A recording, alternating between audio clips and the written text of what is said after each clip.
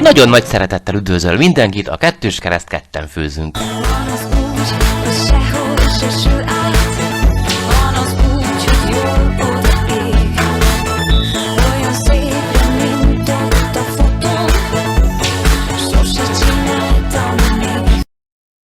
Na hát Házi Erzsébet már felkonferálta a mai receptünket, úgyhogy nem is maradt hátra, mint a hozzávalók bemutatása. Krumpli, a habaráshoz liszt és tejföl, a fűszerezéshez só, bors, piros paprika és majoránna, valamint egy vöröshagyma, 2 babérlevél és egy füstölt alaplé, ami le volt fagyasztva, erre majd még később visszatérünk. Szokásos módon ugye, a hagymával kezdjük, némi zsiradékon ezt megfonnyasztjuk, megpirítjuk. Láthattátok, hogy sem hús, sem kolbász, sem egyéb hókusz-pókusz nem fog belekerülni, a legpuritánabb krumplileves fog elkészülni. Természetesen már az elején belekerülhet az elmaradhatatlan 2 babérlevél, hiszen ezt a krumplis ételek nagyon igénylik.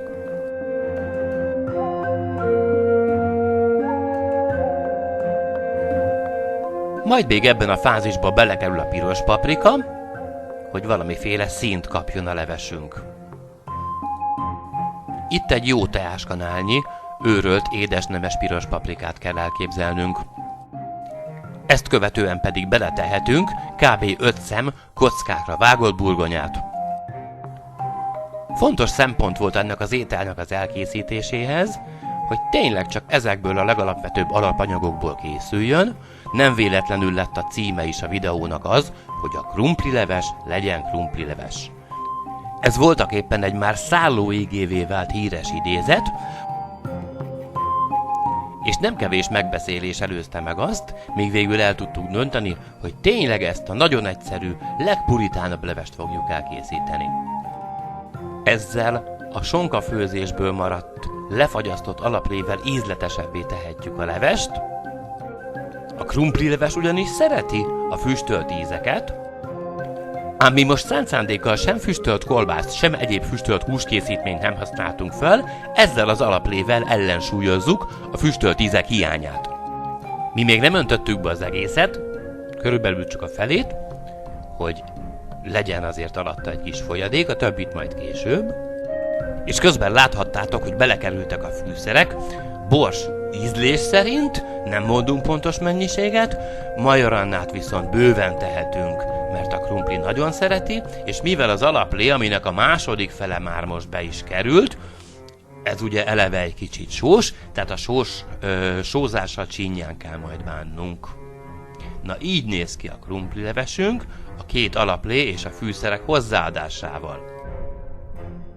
Természetesen sima víz is kerül bele, hiszen levest fogunk főzni, és mivel ez később be lesz havarva, nem kell a vízzel sem spórolni, fogjuk látni, hogy mikor lesz ez az egész leves állagú. Ha valakinek nincs alapleve, és csak vízzel használja, akkor természetesen egy kicsit korrigálni kell majd a fűszerezésen. Rámegy a fedő, és közben elkezdjük készíteni a habarást, úgyis ráérünk közben.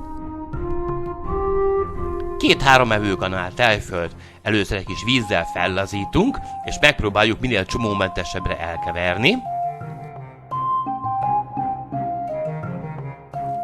Aztán jöhet is bele a liszt. Nézzük csak mennyi. 1, 2 evőkanál liszt. És folytatódhat a keverés. Miközben ezzel a 2 csapott evőkanál liszttel összedolgozom a habarást, még egyszer hangsúlyozom, ez egy ilyen jó tanács, hogy akármikor levest, húslevest, zöldséglevest csináltok, vagy éppen sonkát főztök, nem szabad kiönteni az alaplevet. El kell tenni, hiszen későbbiekben kincset ér. A krumpli leves már félúton jár szerintünk, úgyhogy következhet is az elmaradhatatlan első kóstolás, és ennek a kóstolásnak a során azt vettük észre, hogy bizony még 1-2 csipetnyi sót igényelni fog. Úgyhogy azt én most bele is rakom. lassan, óvatosan keverünk rajta még egyet, és ezek után vissza is kerülhet a fedő. Amikor aztán már megkóstoltuk a krumplit, és érezzük, hogy megpuhult, akkor nem marad más hátra, mint az utolsó lépés, a habarás. Ezt mi mindig úgy szoktuk csinálni, hogy a hideg habaráshoz hozzáadagolunk némi forró levest, mert ha ezt még összedolgozzuk, akkor fogjuk elérni azt a nagyon szép, kívánt, selymes hatást, ami isteni finommá teszi ezt az egyébként egyszerű, de nagyszerű krumplilevest. Amire érdemes nagyon figyelni, az tulajdonképpen a habarás mennyisége, hiszen nem szeretnénk, hogyha ebből a levesből inkább főzelék készülne, úgyhogy mi sem tettük bele ezt a teljes habarást, inkább csak a 3/4. Mindenki fogja látni azt, hogy mikor éri el a kívánt sűrűséget, és akkor lesz tökéletes.